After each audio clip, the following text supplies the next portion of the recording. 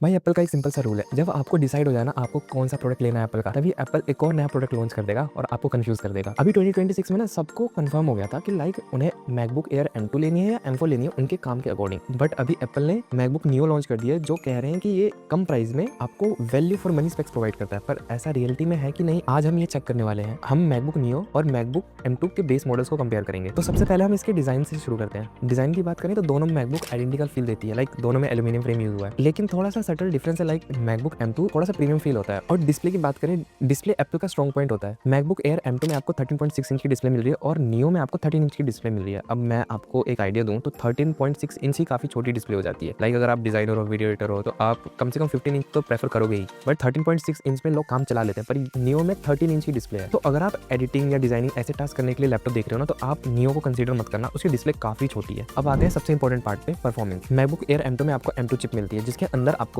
8 core का CPU और 8 core का GPU मिलता है और रैम आपको 8GB 16GB 24GB यहाँ तक मिल जाती है। बट वही मैकबुक नियो की बात करूँ तो उसमें एक तो आपको जो पुराना आईफोन लॉन्च हुआ था उसकी चिप मिलती है A18 Pro। इस साल वाले फोन की भी चिप नहीं डाली इन्होंने, पुराने साल वाले फोन की चिप डाली है। मेरे को क्या लग रहा है कि इनका स्टॉक बच गया हुआ तो इन्होंने नई मैकबुक बना डाली और उसकी चिप इसमें घुसा दी। और देखो इसके अंदर 6 कोर का CPU है और 5 कोर का GPU है और 8GB की रैम मिलती है। और 256GB वाला वेरिएंट अगर आप लोगे ना जो $599 का है, उसमें तुम्हें फिंगरप्रिंट आईडी भी नहीं मिलेगी और परफॉर्मेंस में बहुत बड़ा गैप मिल जाएगा। भाई जो लोग कह रहे हैं ना कि सिमिलर परफॉर्मेंस निकल के आएगी, ऐसा कुछ भी नहीं होने वाला। अगर आप हैवी टास्क करने के लिए कोई लैपटॉप देख रहे हो तो आप M2 के साथ सीधा सीधा जाना। और इनके पोर्ट्स की भी बात करें तो आपको मैकबुक M2 में थंडरबोल्ट पोर्ट मिलते हैं, जबकि आप मैकबुक नियो की बात करोगे ना उसमें एक तो 2 पोर्ट मिलते हैं। ऊपर से उसमें भी आपको थंडरबोल्ट पोर्ट नहीं मिलता, एक USB Gen 3 का पोर्ट है और एक USB Gen 2 का पोर्ट है। Gen 2 क्यों दे दिया मेरे को ये समझ नहीं आया कि कॉस्ट कटिंग तो हद लेवल पे किया इन्होंने। और वीडियो पसंद आ रही है तो लाइक जरूर कर दे। और एप्पल इंटेलिजेंस की बात नहीं करें तो ज्यादा अच्छा रहेगा मेरे अकॉर्डिंग। तो भाई मेरे को कोई पैसे नहीं मिल रहे हैं इनके प्रोडक्ट को शोकेस करने की, तो मैं सीधा सीधा बताऊंगा कि एप्पल इंटेलिजेंस में इतने कोई खास फीचर्स नहीं है। अगर तुम्हें AI यूज करना है तो तुम ChatGPT या Gemini या Claude ये सब यूज कर सकते हो। और हम सीधा सीधा बात करते हैं कि इसकी प्राइसिंग की। लाइक नियो आपको 70,000 का ही मिल रहा है और M2 आपको 70,000 का ही मिल रहा है। अगर आप फ्लिपकार्ट में नहीं ले पा रहे हो, जैसे बैंक ऑफर्स के साथ ले लेते हैं, या आपको ट्रस्ट नहीं है फ्लिपकार्ट या